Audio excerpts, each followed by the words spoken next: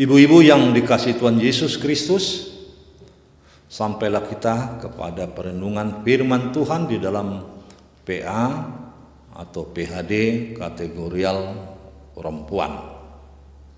Sebelumnya kita satukan hati dan pikiran untuk berdoa. Kita berdoa. Ya Allah Bapa yang di surga, di dalam Yesus Kristus Tuhan dan Juru Selamat kami, terima kasih ya Allah atas kesempatan kami boleh kembali untuk mendengarkan firman-Mu yang kudus, menyegarkan hati dan pikiran kami, mengingatkan Kau iwakan juga tanggung jawab yang dapat ada dalam kehidupan mereka hari lepas hari. Penuhi kami dengan kuasa Roh-Mu yang kudus, memampukan para ibu kami untuk selalu tekun setia dalam menjalani roda-roda kehidupan di rumah tangga, di kerjanya seharian, dalam kehidupan bergereja, bermasyarakat, berbangsa dan bernegara. Kami yakin percaya Bapa, firman-Mu ini meneguhkan hati kaum perempuan. Dan kami mau belajar dari firman-Mu, sebab itu berfirmanlah Tuhan, karena kami, kelompok kaum ibu, kategorial di gereja-Mu, siap untuk mendengarkannya. Dalam nama Yesus Kristus kami berdoa dan seraya mengucap syukur. Amin. Ibu-ibu yang dikasihi Tuhan Yesus Kristus, firman Tuhan yang menjadi santapan rohani khotbah kategorial adalah dari kitab Mazmur 27 ayat 4 sampai ayat yang ke-8. Saya mau bacakan untuk kita demikian firman Tuhan. Satu hal telah kuminta kepada Tuhan, itulah yang kuingini, diam di rumah Tuhan seumur hidupku, menyaksikan kemurahan Tuhan dan menikmati bait-Nya. Sebab Ia melindungi aku dalam pondok-Nya pada waktu bahaya. Ia menyembunyikan aku dalam persembunyian di kemah-Nya. Ia mengangkat aku ke atas gunung batu.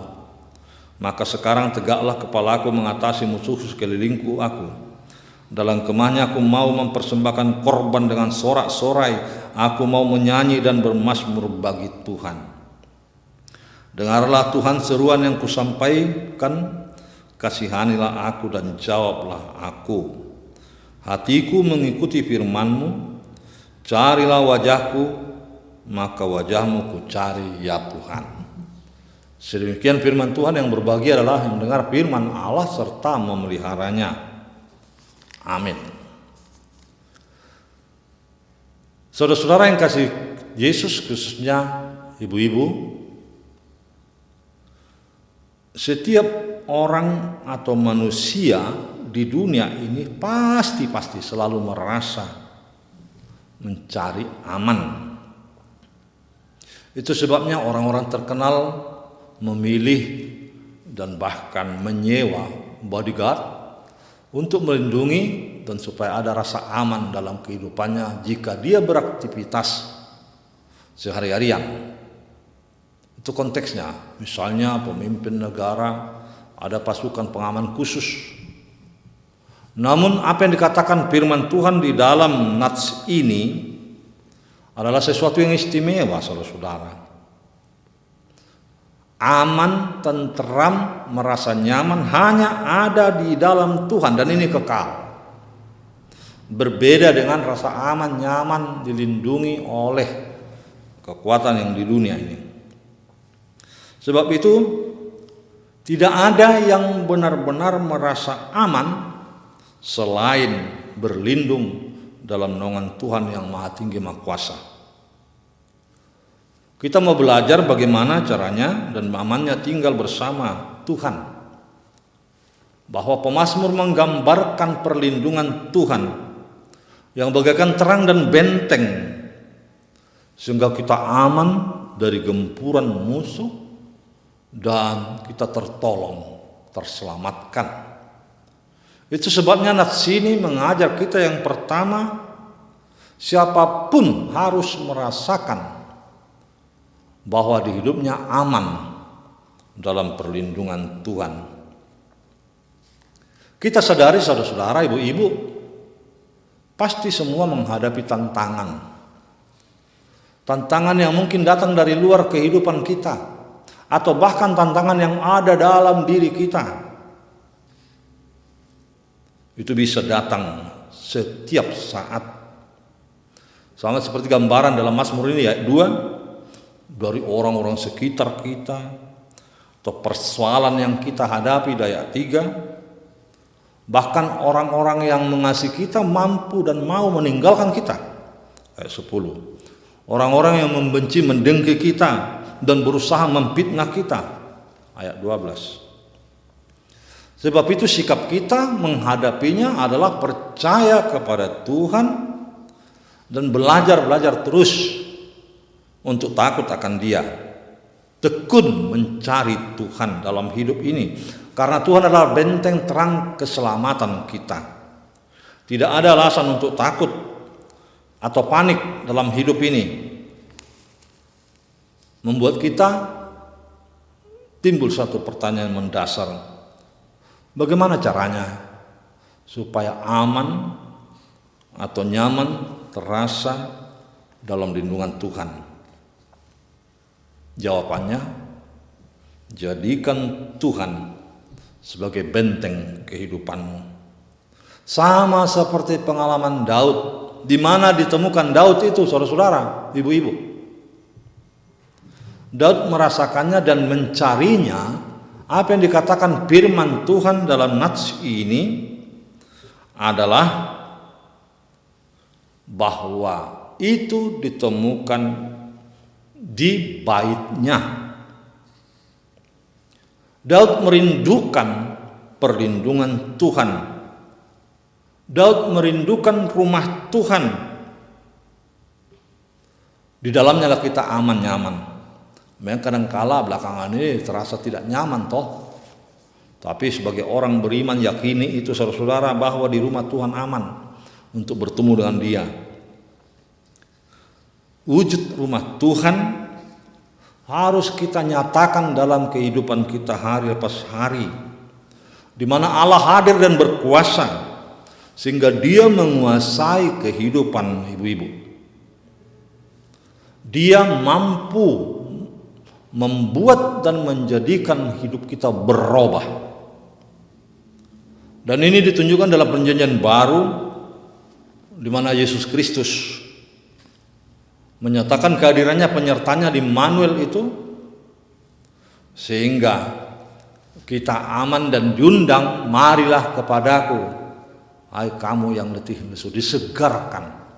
Di dalam Pemazmur pasal 23 juga gambaran bahwa Tuhan adalah gembala, merasa nyaman. Dan bahkan kalau kita di dalam kitab Yohanes, Tuhan digambarkan dalam bentuk anggur, roti, air. Semua itu adalah kehidupan nyata, saudara-saudara. Itu yang pertama. Yang kedua, dalam Tuhan nyatakan ada kemenangan. Di dalam Alkitab bahasa Indonesia sehari-hari, di 6 ada dikatakan, sekarang aku menang atas musuh. Di mana Daud merasakan perlindungan Tuhan itu penuh dengan kemenangan. Dan kemenangannya hanya ada di dalam Kristus. Ini yang dinyatakan dalam kehidupan sehari-hari. Nyaman di tangan Tuhan. Sebab itu tanamkan beberapa hal dalam hidupmu, ibu-ibu yang dikasihi Yesus. Yang pertama, selalu tautkan, hubungkan hidupmu dan mencari tahu apa kehendak Tuhan dalam kehidupan ini. Mengapa demikian? Karena setiap orang akan merasakan kenyamanan itu bila duduk dan menyampaikan kehidupannya di dalam naungan perlindungan Tuhan Allah yang Maha Tinggi. Sehingga dia akan berkata, dalam tempat perlindunganku, kubu pertahananku, Allahku yang kupercaya. Itu nyatakan. Sebab itu, saudara-saudara, ibu-ibu, tandanya orang yang selalu menyandarkan hidupnya bergantung kepada Tuhan, bahwa ia memiliki rasa rindu yang terus menerus, bukan sepotong-potong, sepenggal-sepenggal, bukan temporer, bahwa Tuhan itu harus nyata dalam kehidupan, dekat hubungan itu melalui doa, persekutuan pribadi, membaca firman Tuhan, menyanyi, memuji nama Dia, dan lakukan apa yang Tuhan kehendaki. Itu terus mencari tahu dan berhubungan. Yang kedua, selalu punya keberanian mengungkapkan iman itu menghadapi tantangan yang sulit. Kita sadari kita tidak pernah dan akan terus-menerus menghadapi kesulitan dalam hidup ini, pergumulan, dan kadang-kadang membuat kita jatuh. Tetapi ingatlah ibu-ibu, Tuhan tidak pernah berjanji bahwa kita bebas dari tantangan kehidupan. Namun Tuhan berjanji akan bersama kita dan memberikan dukungan agar kita keluar dari pergumulan hidup itu, tantangan, menjadi pemenang. Itu yang dijanjikan Tuhan. Dia berjanji melindungi, membela kita, dan membawa kita kepada kemenangan. Itu yang nyata. Yang ketiga, ibu-ibu, Tuhan akan selalu memberi pertolongan dan memberikan berkat-Nya. Itu nyatakan dalam hidupmu. Syukuri itu. Apa yang saudara ibu-ibu dapatkan itu adalah berkat Allah yang tidak terhingga. Bila kita berseru kepada Tuhan dan Dia akan menjawab menyertai kita dalam setiap kesesakan kita. Mazmur 91 saya akan bacakan untuk kita, menyebut, orang yang mencintai aku akan kuselamatkan, yang mengakui aku akan kulindungi. Kalau ia berseru kepada aku akan menjawabnya, di waktu kesesakan aku akan menolong dia. Dia akan kuluputkan dan kuberi kehormatan. Dia akan kupuaskan dengan umur panjang dan kuselamatkan. Itulah yang mulia dalam kehidupan ini. Dan kita beruntung punya Allah seperti Tuhan Yesus. Dia tempat perlindungan yang nyaman, karena jaminan keselamatan, kenyamanan, keamanan itu hanya pasti dari Tuhan Allah. Dialah pemilik, Dia pemberi, Dia pemegang kendali kehidupan ini. Sebab itu berusahalah terus untuk mencari perlindungan kepadanya. Ibu-ibu yang dikasihi Yesus, firman Tuhan dalam Mazmur ini mengingatkan kita bahwa aman dalam perlindungan Tuhan, khususnya kaum ibu.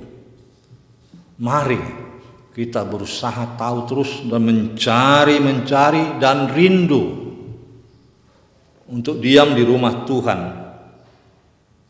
Artinya memberi waktu untuk datang beribadah kepada Allah, bertemu dengan Allah, berdoa kepada Allah, bernyanyi kepada Allah, bersekutu kepada Allah di bait-Nya.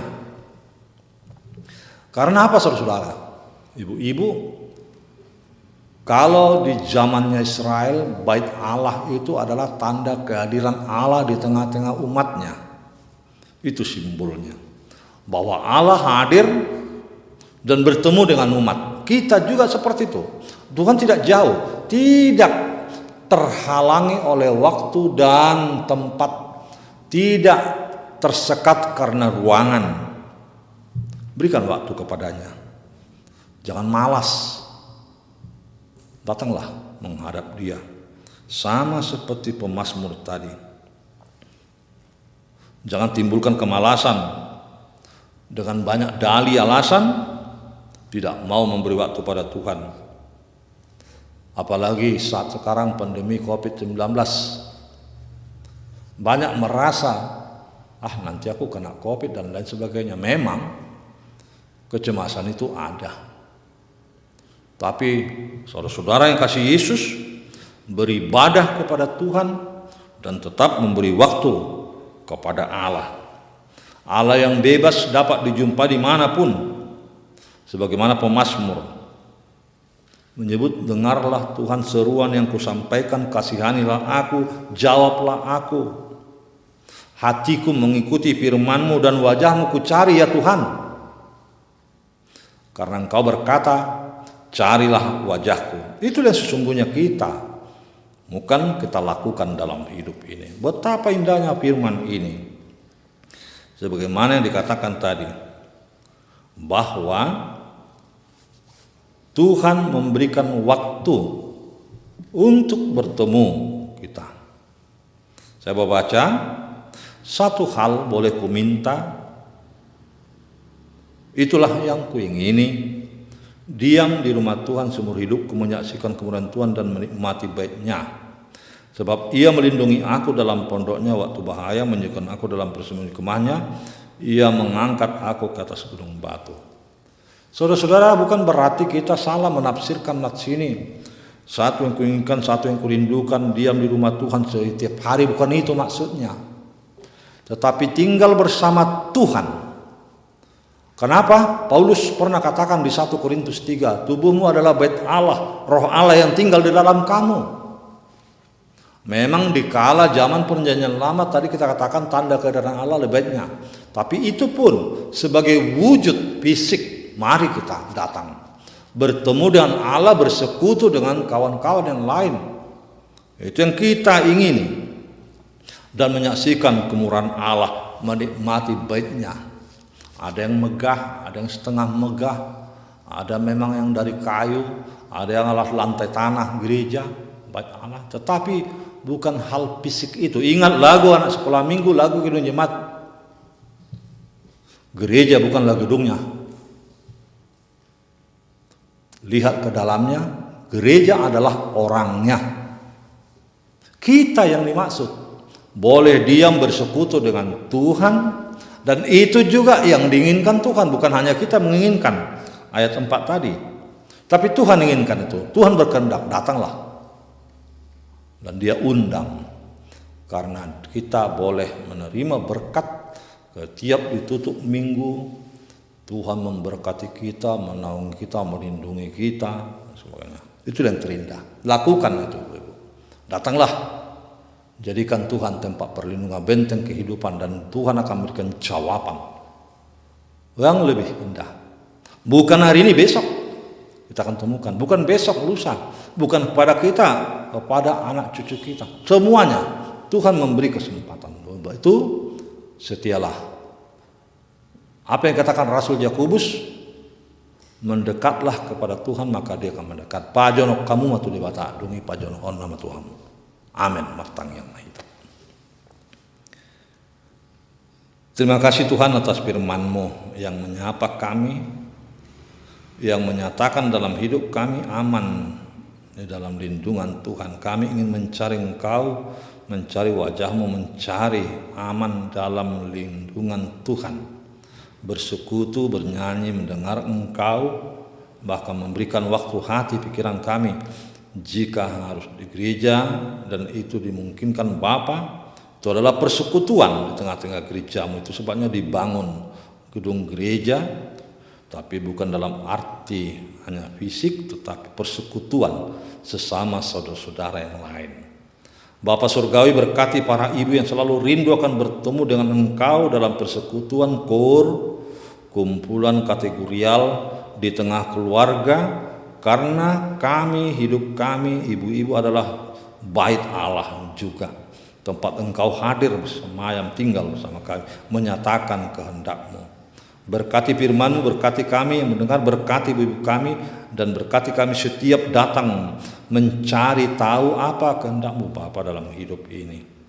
Terima kasih atas keseluruhannya, dan ampunkan atas segala dosa, kelemahan, kesalahan kami, ketidakmampuan kami mengerti kehendak-Mu. Dalam nama Yesus kami berdoa dan seraya mengucap syukur. Amin.